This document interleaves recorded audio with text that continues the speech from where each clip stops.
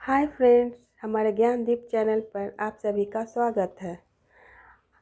आज कार्तिक महात्म का 5वां अध्याय शुरू करने से पहले गायत्री मंत्र। ओम भूर्भुवः स्वः तत्सवितुर्वरेण्यं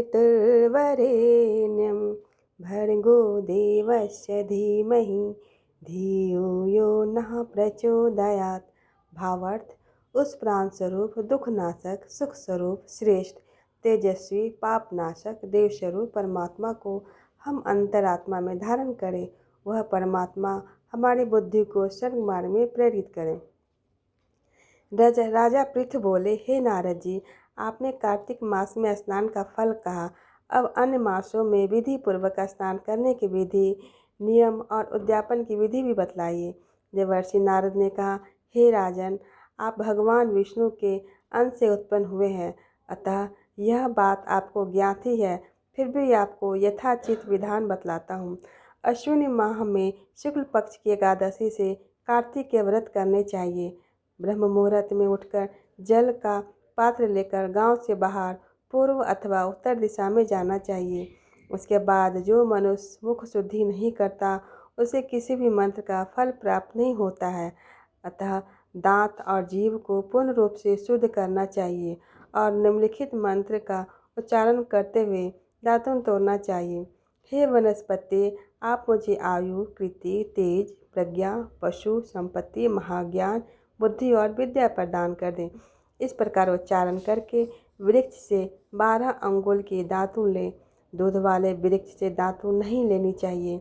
इस प्रकार कपास, कांटेदार वृक्ष तथा जले हुए वृक्ष से भी दातुन लेना मना है। जिससे उत्तम गंध आती हो और जिसकी टहनी कोमल हो, ऐसे ही वृक्ष से दंडध्वान ग्रहण करना चाहिए। प्रतिपदा, अमावस्या, नवमी, छठी, रविवार को चंद्र और सूर्य ग्रहण में दातुन नहीं करनी चाहिए। तत्पश्चात भली भांति स्नान करके फूल, माला, चंदन और पान आदि पूजा की सामग्री लेकर प्रसन्न चित्त व भक्तिपूर्वक शिवालय में जाकर सभी देवी देवताओं के अर्घ्य, आचमनीय आदि वस्तुओं से पृथक पृथक पूजा करके प्रार्थना एवं प्रणाम करना चाहिए।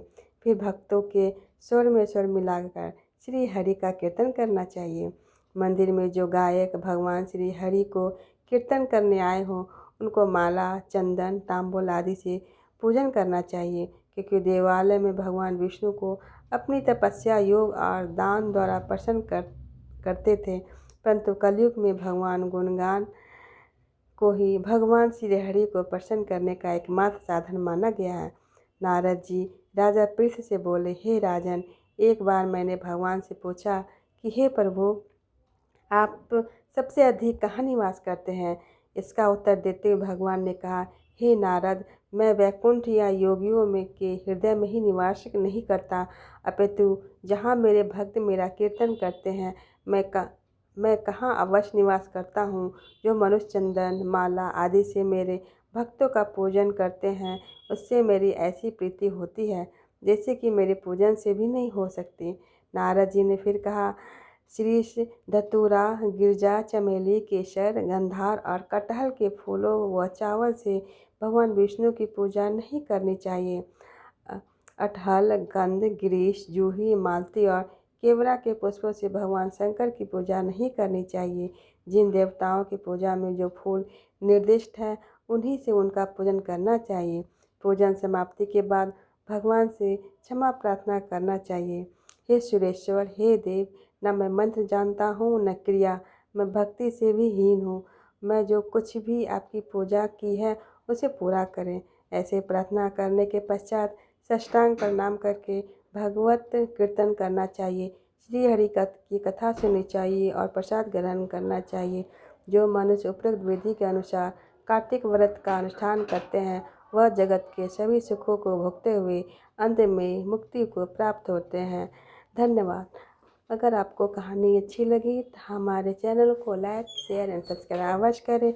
मिलते हैं कल नई कथा के साथ।